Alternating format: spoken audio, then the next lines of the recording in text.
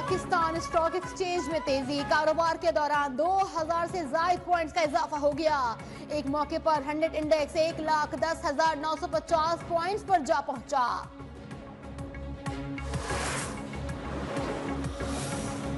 एशियाई तरक्कियाती बैंक ने पाकिस्तान के लिए $20 करोड़ कर्ज की मंजूरी दे दी। कर्ज की रकम बिजली की तकसीम के निजाम में जिद्दत के लिए इस्तेमाल होगी। तकसीम कर कंपनीज की पायदार बिजली फराहम करने की इस्तेदाद में इजाफा होगा। एलामिये में कहा गया कि इब्तदाई मरहले में 3 बिजली की तकसीम कर कंपनीज को ताउन फराहम किया जाएगा। लेस्को, मैपको और सेपको अपने रेंजेस में पायदार तवानाई के लिए मौसर किरदार अदा करेंगे।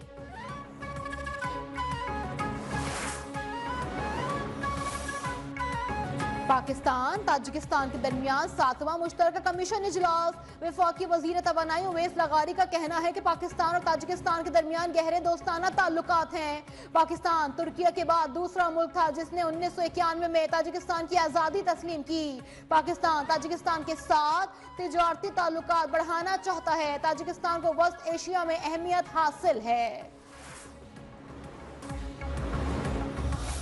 जिन मुल्कों में सिविल नाफरमानी की तहरीकें चली हैं उनका हाल देखें क्या हुआ है। ये फौज को, मुल्क को कमजोर करने के लिए होती हैं। बिजली की कीमतें भी कम होने की तवक्को है, तो ये अब अवाम को रिलीफ मिलने का वक्त है और ये वक्त इस वक्त सियासी इंतशार का बिल्कुल नहीं है। तहरीक इंसाफ की इस कॉल को, सिविल नाफरमानी कॉल को मुकम्मल तौर पर मजम्मत करते हैं।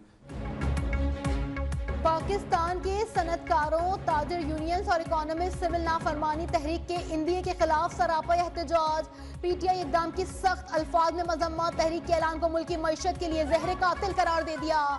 कहना है कि सिविल नाफरमानी का मतलब पाकिस्तान को पत्थरों के दौर में धकेलने की कोशिश है। पाकिस्तान बहुत मुश्किल से तरक्की की राह पर गामजन हुआ।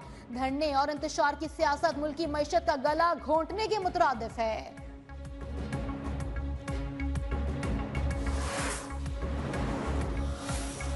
वजीर दाखिला मोहसिन नकवी का F8 एक्सचेंज चौक इंटरचेंज और सरीना चौक इंटरचेंज प्रोजेक्ट्स का दौरा। दोनों मेगा प्रोजेक्ट्स पर तामीराती कामों पर पेशरफ्त का जायजा। कहा कि F8 एक्सचेंज चौक इंटरचेंज में शामिल अंडरपास 25 दिसंबर को ट्रैफिक के लिए खोल दिया जाएगा।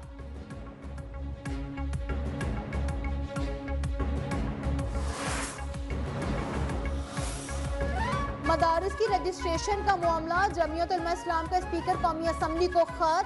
मौलाना फजलुर रहमान के कानूनी मुशीर सेनेटर कामरान मुर्तजा ने खत लिखा। सदर की जानिब से लगाए गए एतराजात की तफसीलात तलब। बांग्लादेश बनाने वाले अयूब खान के रिश्तेदार सूबाइयत का कार्ड खेल रहे हैं। चैलेंज है कि सिविल नाफरमानी की कॉल पर स्टैंड लिया जाए। वजीर दिफा ख्वाजा आसिफ का कहना है उन्होंने पहले भी 3 हमले किए, अब भी सिविल नाफरमानी की कॉल नाकाम होगी। पीटीआई ने 12 कारकुनान की शहादत का जिक्र किया लेकिन किसी के वर्सा सामने नहीं आए। बुशरा बीबी का बयान मौजूद है कि सब छोड़कर भाग गए। वजीर आला केपी के गार्ड्स ने अपने लोगों पर फायरिंग की। अली अमीन गंडापुर 3 बार भगोड़े साबित हुए।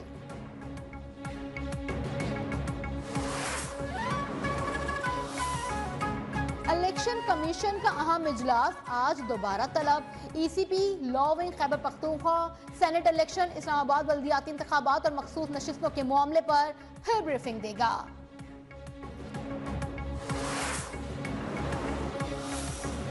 मुल्क के बेशतर इलाकों में आज मौसम सर्द और खुश्क रहने का इम्कान। बालाई इलाकों में बाज़ मकामात पर हल्की बारिश और बर्फबारी मुतवक्के। महकमा मौसमियात के मुताबिक खैबर पख्तूनख्वा के मैदानी इलाकों में और खित्ता पोठोहार में कहर पड़ने का भी इम्कान है। जनूबी पंजाब और बलाई सिंध में बाज़ मकामात पर हल्की धुंध छाई रहेगी। लाहौर में सर्द हवाएं चलने से खुनकी महसूस होने लगी। बागों के शहर में स्मॉग का राज बरकरार।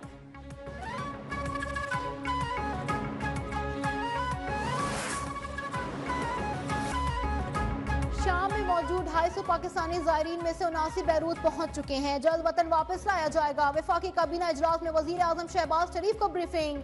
काबीना ने 8 मजीद IPPs के टैरिफ रिव्यू की मंजूरी दे दी। वजीर आजम का कहना था हुकूमत बिजली कीमतों में कमी के लिए हर मुमकिन इकदाम उठा रही है। मुल्क में निजी शोबे और सनतों का फरोग हुकूमत की अव्वलीन तरजीह है।